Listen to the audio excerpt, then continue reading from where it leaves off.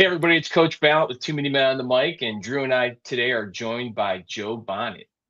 He is a manager of player development for USA Hockey, represents the Rocky Mountain District and a good chunk of our West Coast, what we call the Pacific District for player development. Always want to let everybody know, the expertise that we bring on here from USA Hockey. Joe has been with USA Hockey for just over 10 years. He's been coaching for over 20 years, and he was 19 seasons at the NCAA Division One level.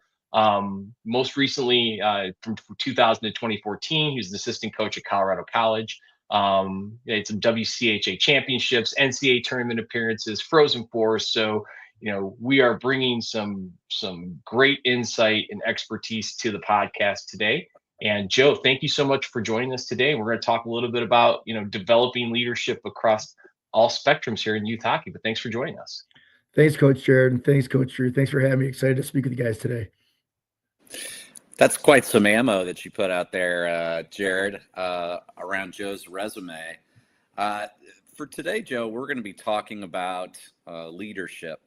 And let's get started with what are some tips for parents and coaches to encourage players to take ownership and leadership in their development? So it's such a good question, and it's such an important topic. And I talked to Coach Jared a little bit before the segment started, and the one thing that I know and the one thing that I love about hockey is that even though hockey sometimes seems crazy, it still delivers. It still prepares the kids. It still challenges the kids every single day they come to the rink, not just in hockey, but in life. And I think the biggest thing that I love about hockey is that a lot of the things that the players learn transfers into real life. The time management, having to perform, show up at school and still perform in school and get to the rink. And I think what parents need to understand is that, leadership isn't really, it's not a title, it's a behavior.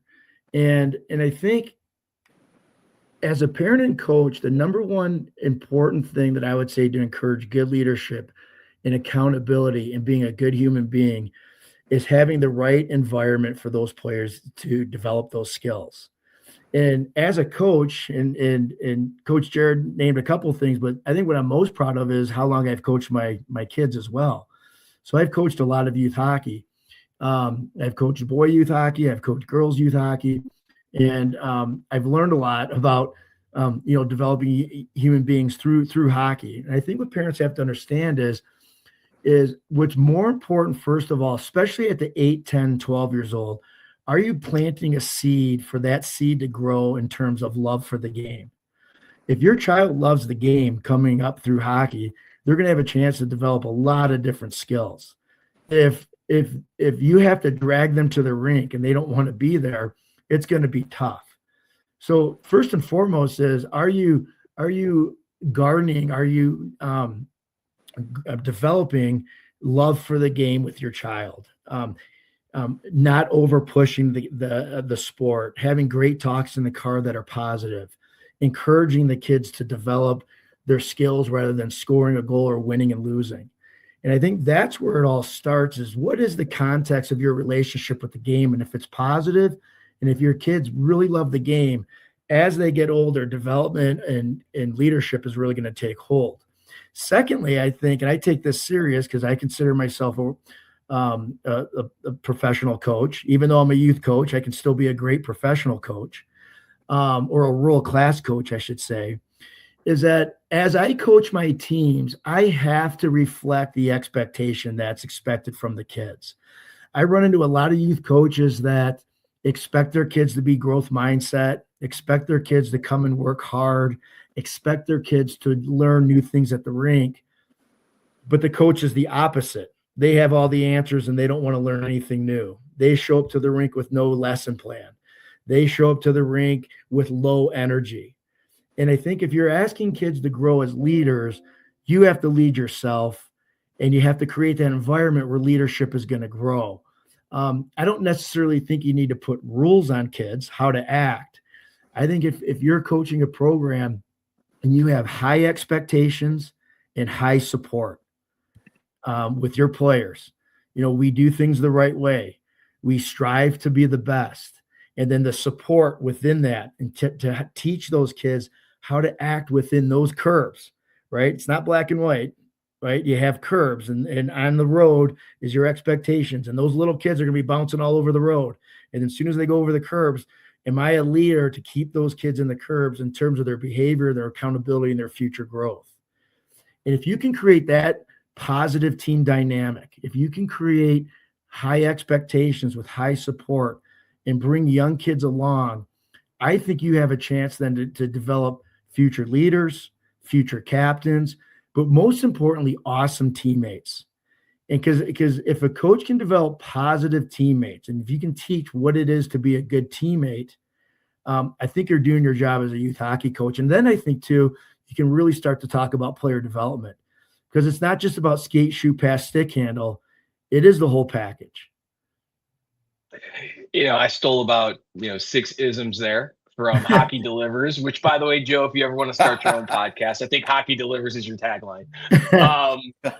But the thing with Hockey Delivers is parents can get so frustrated with the time, the money, the pressure, the losses, the early mornings. But if you look big picture, is your kid showing up? Is he getting better? Is he interacting with teammates? Is he working hard? Those things all will translate to life. And that's why I believe in the sport. That's why I love it.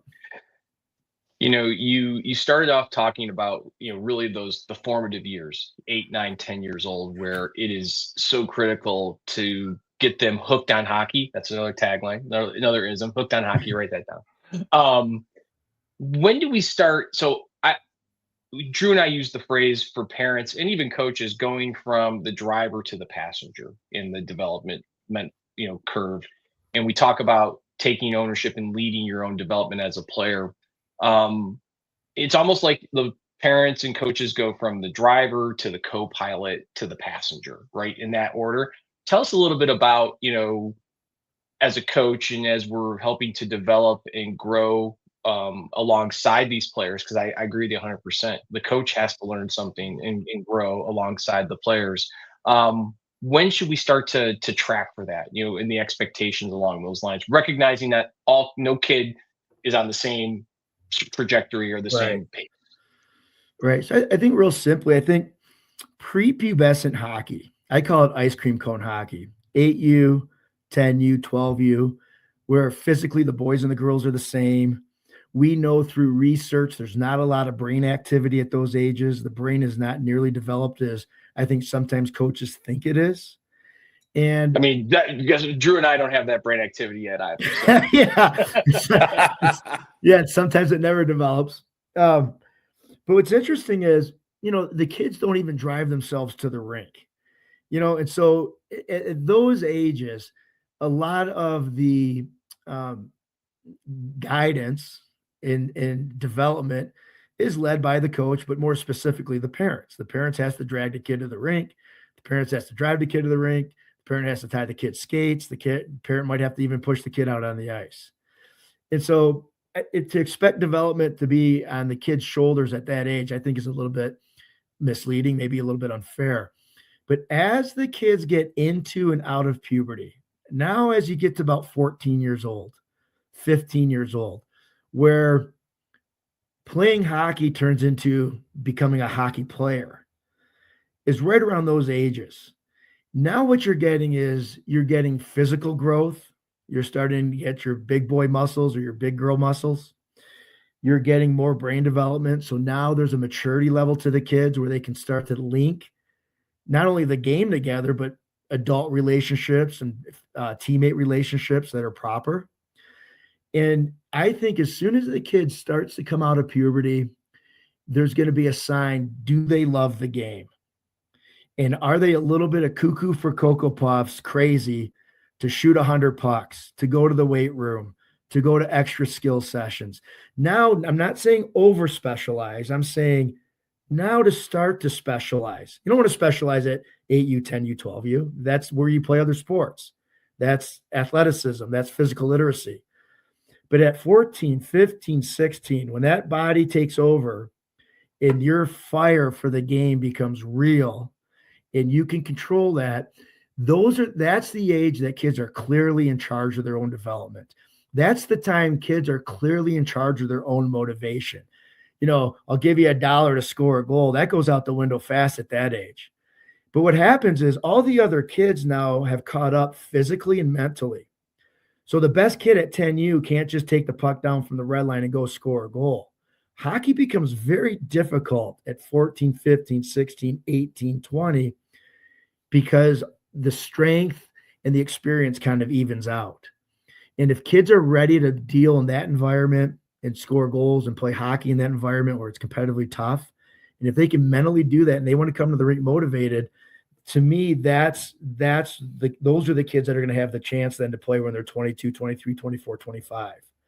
And so I think motivation clearly moves to the kids' shoulders at those ages. I love it. You said a lot of great things there, and taking accountability for your development at 14, 15.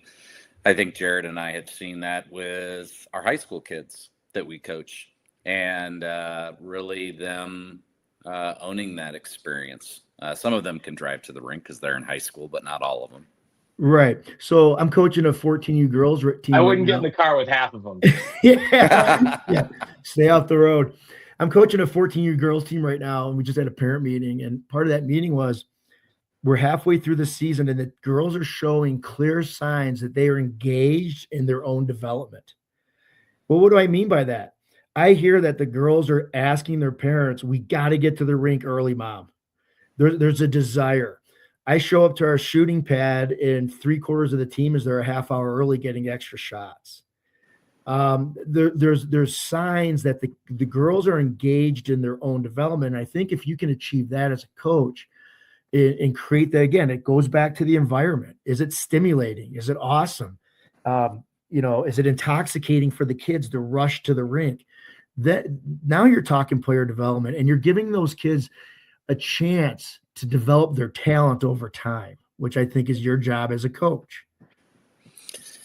Joe, let's talk about the leadership spectrum for kids. Should all kids really be, quote, leaders? And how should we define being a leader?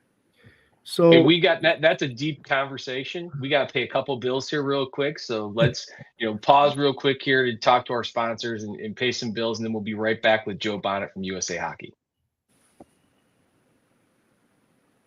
We're back with Joe Bonnett, USA Hockey, and Coach Drew. I think you laid out a deep question. Let's refresh and dive right in. Absolutely, Joe. Talking about the leadership spectrum for kids, should all kids really be, quote, leaders? And how should we define being a leader? Sure.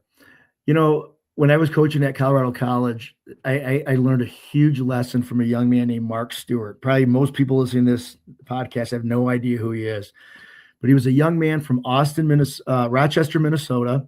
He was the youngest of 3 brothers. All 3 brothers were drafted in the NHL, and he was our captain at CC. And he was a first-round draft pick by the Boston Bruins, and he's currently the assistant coach with the Edmonton Oilers.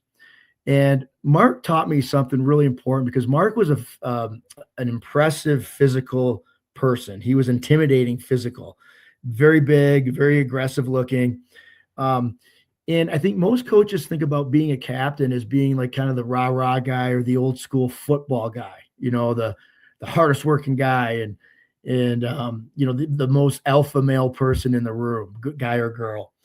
And what Mark taught me was, yes, he was the hardest working guy. I think that's hands down, but he was so intelligent and he was so in tune with the team.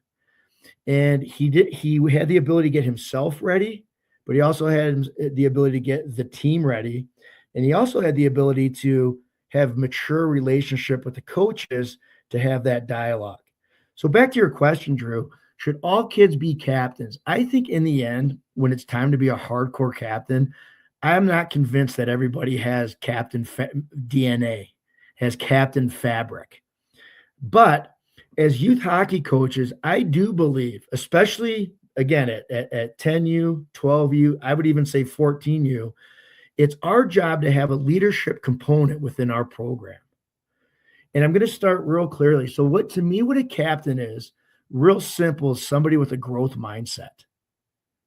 Somebody that is not selfish. Somebody who does not campaign for attention. That's what you get. Somebody who maybe has the coolest equipment, or there's the coolest kid in the locker room, therefore has to be the captain. I don't believe in that. I believe that it's our job to create, again, kids with growth mindset that ultimately can reach their leadership roles. And again, as I said earlier, it's being a captain's not a title, it's a skill. And what are some of the skills? So if you look at the growth mindset work, do your kids embrace challenges? Right? If you have somebody who embraces a challenge, that's kind of a winning mindset. Do they learn from coaching or from criticism or feedback? Not a lot of kids can do that. They curl up and they brisk and they don't want to hear negatives. Are they intelligent? Do they believe intelligence can be developed in general? Those types of things. Do they give more effort? Do they keep trying and never give up? Those little things. Are they inspired by other successes? That's a huge thing in youth hockey. If your teammate gets a hat trick or a shutout, are you truly happy for that kid? I see a lot of times they're not. They're pissed off. Well, that's not leadership. Do they learn from failure? And so at 10, U12, U14, rather than slapping a letter on a kid's jerseys, I take the approach where all the kids are going to learn leadership skills. And then those that start to really take off with those skills, I think, ultimately become the captain. Because as Mark Stewart taught me, it's not the loudest guy in the room. It's the person who has the most emotional intelligence in the room. The person that can walk over to two knuckleheads, even in this day with Safe Sport, and say, knock it off. The person that can go up to the coach and give a pretty good, mature report on what's going on inside the locker room, even though it's weird because they're all teammates, right? And obviously kids that want to work the hardest is usually a pretty good indicator. So I think it's a combination of all that kind of stuff. But first of all, can the kids lead themselves? Can they control their attitude? Can they bounce back after a mistake? Are they coachable? Because I think being a captain, to wrap up my answer, the definition is being a captain is the person who has the impact on the team, not the volume on the team. And when you start to weed those kids out and grow those kids, I think your team will be successful.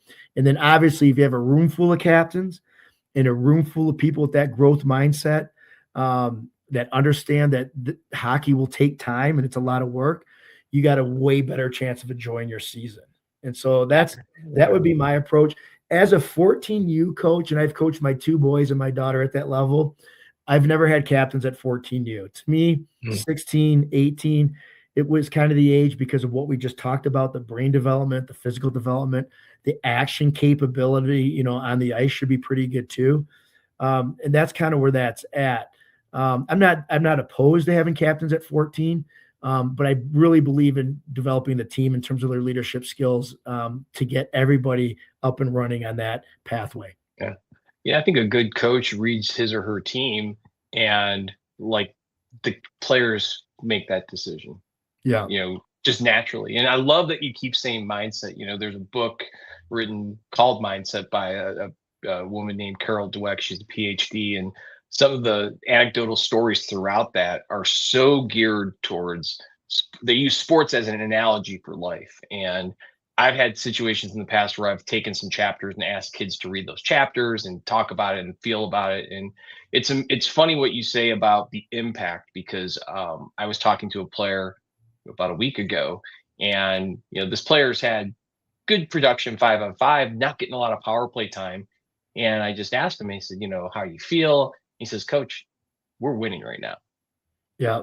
And I'm like, right there, it's like, this kid's forechecking, he's back checking, he is contributing, but he's just like, we're winning. And I'm like, that's it. That's what it means. You touched on a couple of things, and you talk about the room.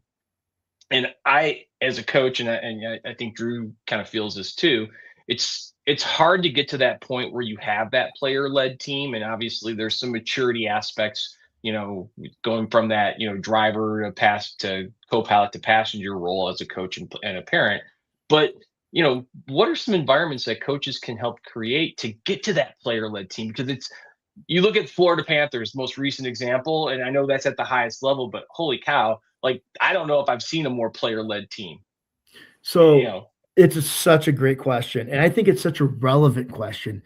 And I think, God, that's all right. So we're going to go with this. And you guys can tell me to be quiet and interact too. But so the Florida Panthers is such a good example. I'm going to give you a more personal example. So a really good friend of mine is Pat Ferschweiler. Pat played at Western Michigan.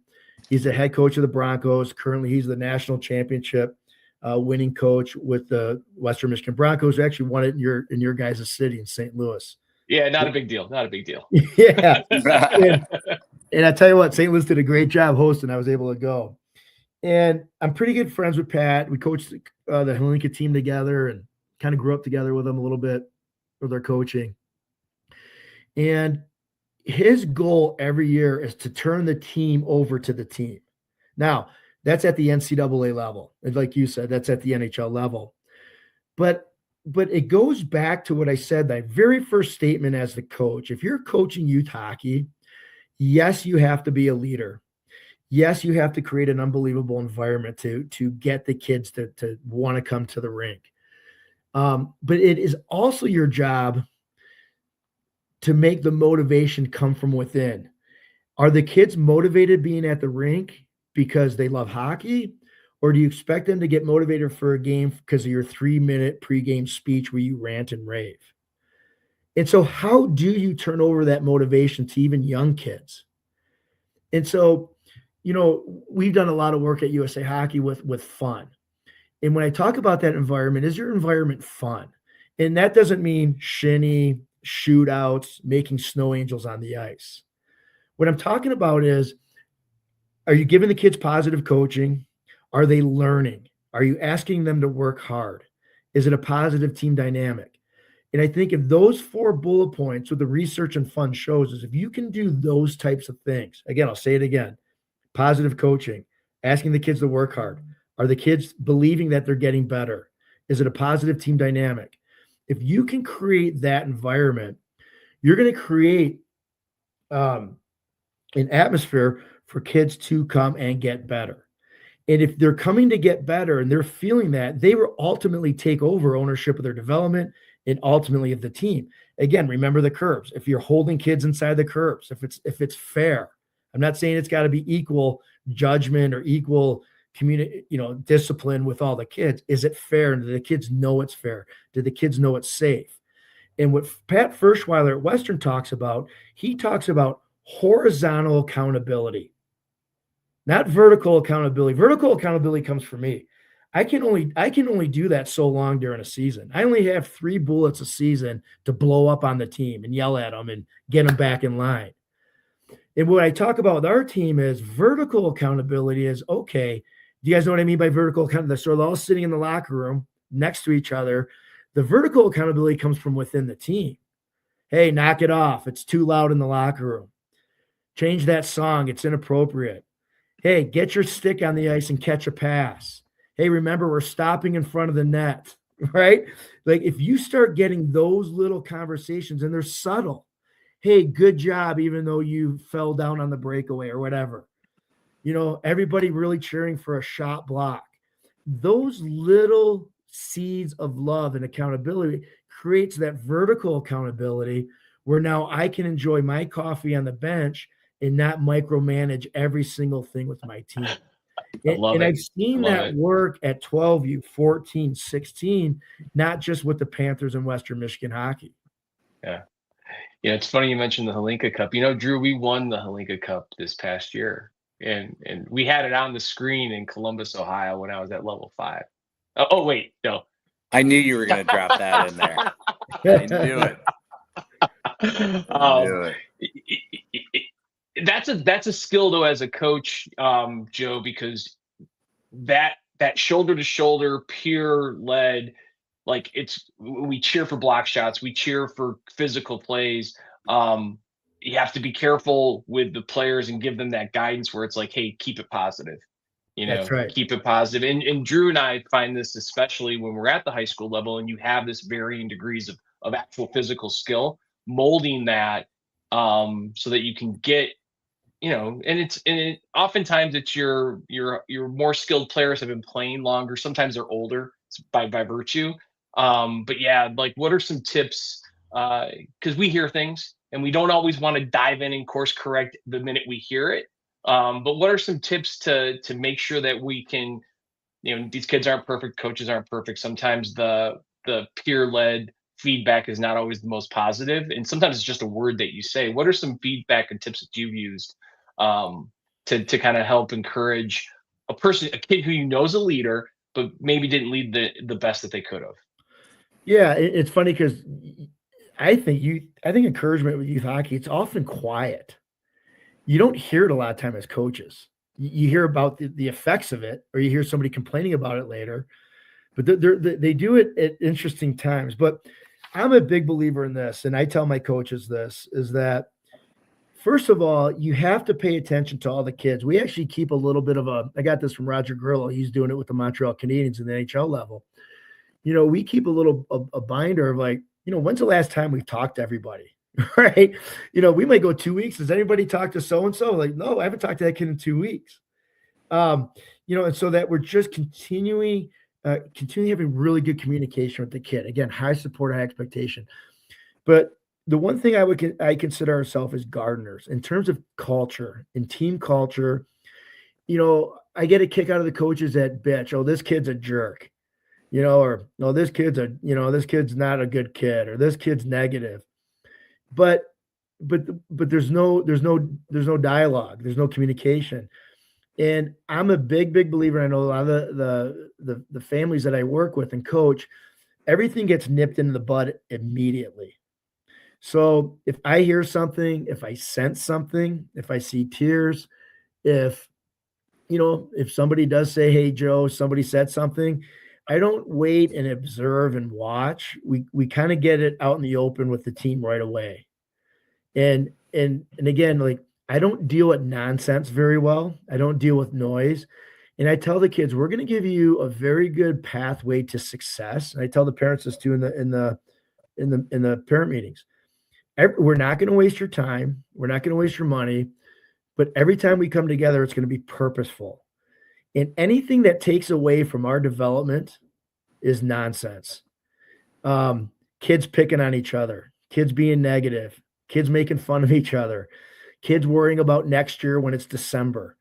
All those things to me are nonsense, and it takes away from development. And the only thing as a coach that you should be worried about, I think, is that positive environment and developing those kids. So we talk about it. We also do a nice little thing too. We have check-ins with the kids. We check in with kids individually. It's a short exercise where the kid's walking in and maybe his shoulders are slumped. And you say to her, hey, check in, how's it going? What's your number? And it's a 1 through 10 scale. And she'll say, hey, I'm at a 5 today, coach. Had a really bad test at school. All right, well, this is your 60 minutes to forget about that and go sweat and have fun. All right, keep your chin up, that type of stuff.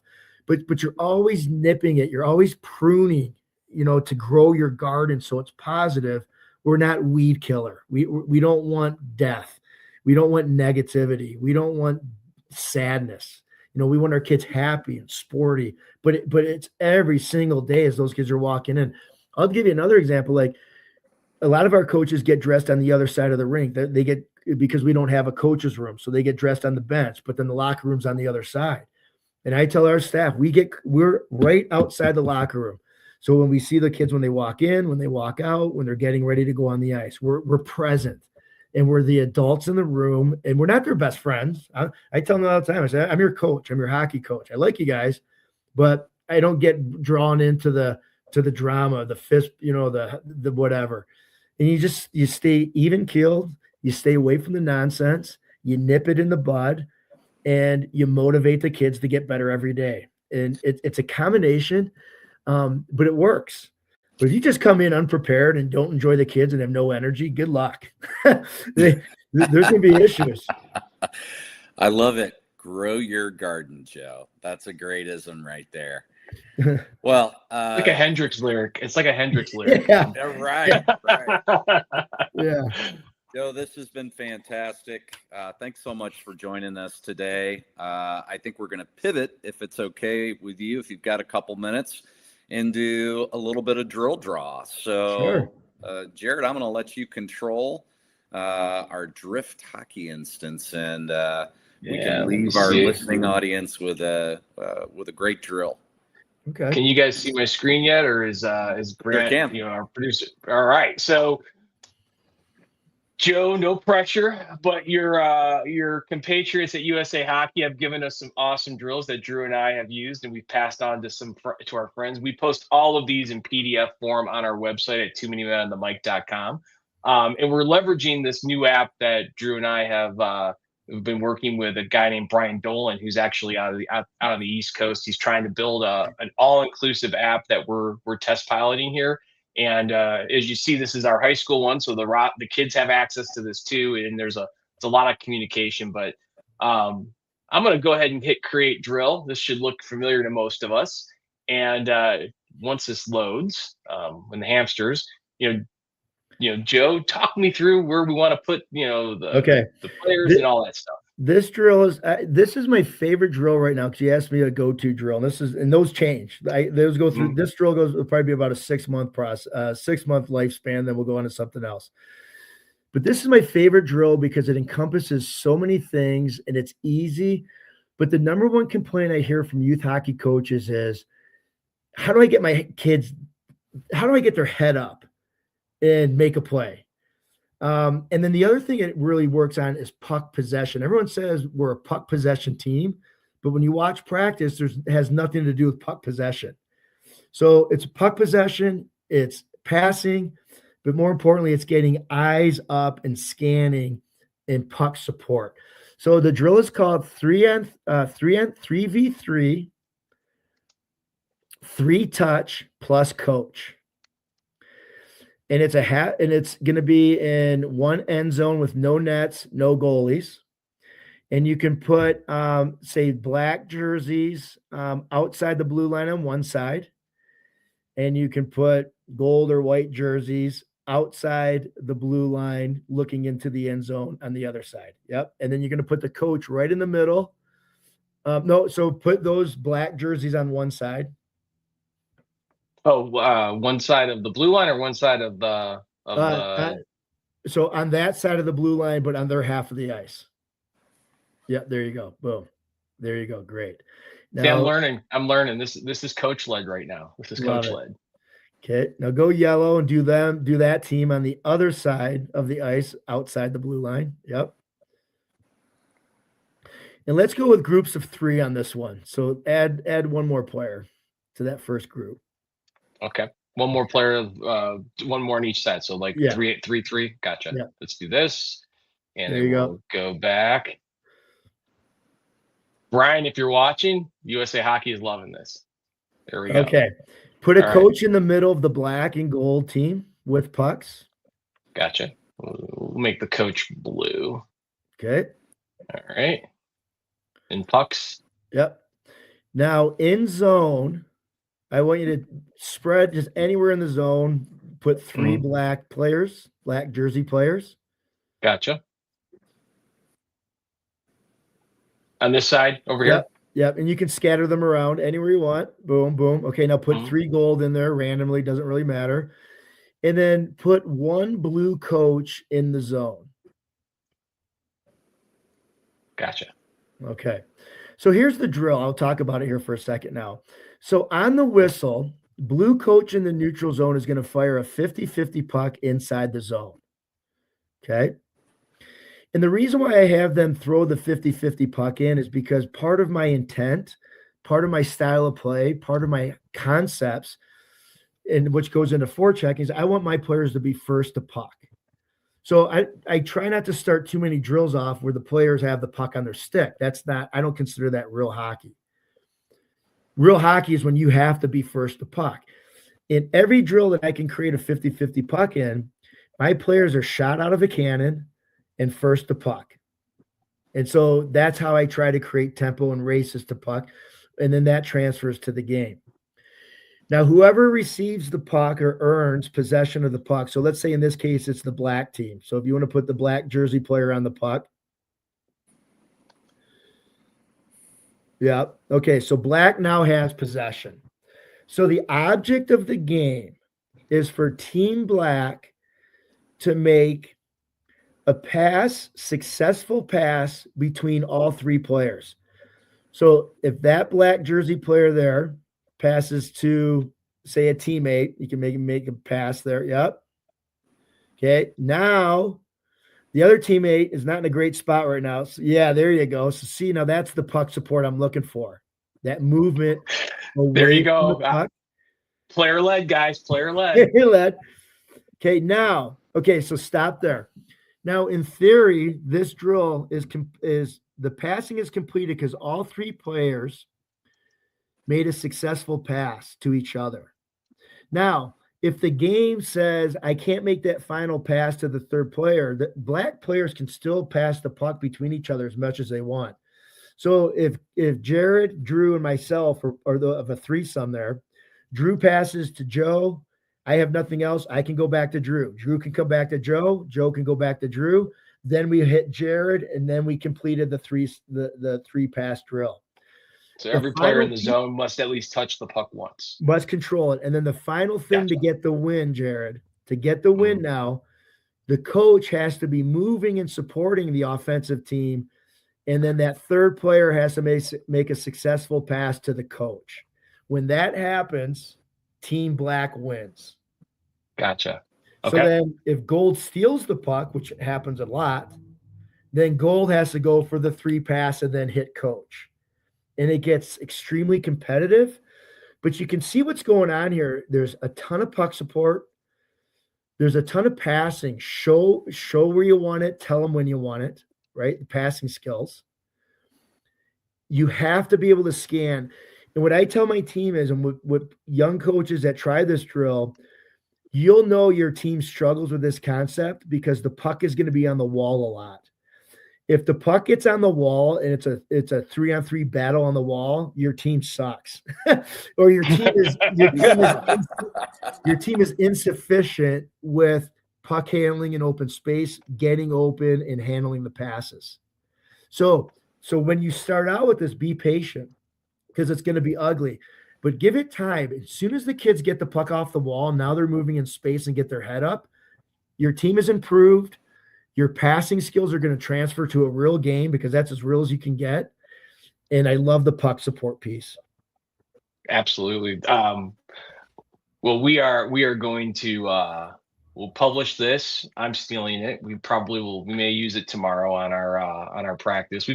Tomorrow is our kind of, we don't have games this weekend, so we're gonna I basically put it out to the kids to basically, here's 6 games we usually play. You guys pick the 3 games. We're going to play those for the first 40 minutes. The last 20 minutes, we do a full ice schedule. So that's awesome. Or full ice scrimmage. So that time of year. Yeah, that's it. Joe, thank you so much. Yeah. Go ahead, Joe. Go ahead, Drew. Yeah, I just wanted to add there, Joe. I just wanted to add one thing, Joe. One of the things I love about that drill is it doesn't involve a net and it doesn't involve a goalie. That's right. That's right. And we start practice off with that quite a bit, and it gets competitive. I like putting goalies out there. That was going to be my next question. Is puck handling. Yeah. We'll put our 2 goalies out there or 3 goalies out there on their own team. So that's we could get, that's a whole nother podcast because I'm a big believer too. In terms of goaltenders, like to start practice and drills, like we'll do transition drills with goalies behind the net, not even in net. To get them off their hips, especially at 14, 15, and 16. Like we'll take 2 practices a week will be off their hips. So they're working. They're doing our skating drills and they're doing our passing drills. Yep. Please don't say RVH on this podcast right now.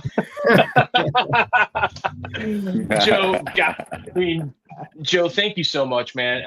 Have a wonderful, wonderful holiday season. Best of luck to your teams, and we've got this little thing called the Olympics in a few, I guess, less than 8 weeks now. Well, we got World Juniors first. World Juniors first. Yeah, defending World Junior champion. That's right. Team USA. That's right. Which I think we're back to back too, which is the back to back first time we've ever been back. I'll give USA Hockey a small plug. We tell people this may, I know the 1980 Olympics was unbelievable, the gold medal, the miracle, unbelievable, and that promoted so much hockey within our country.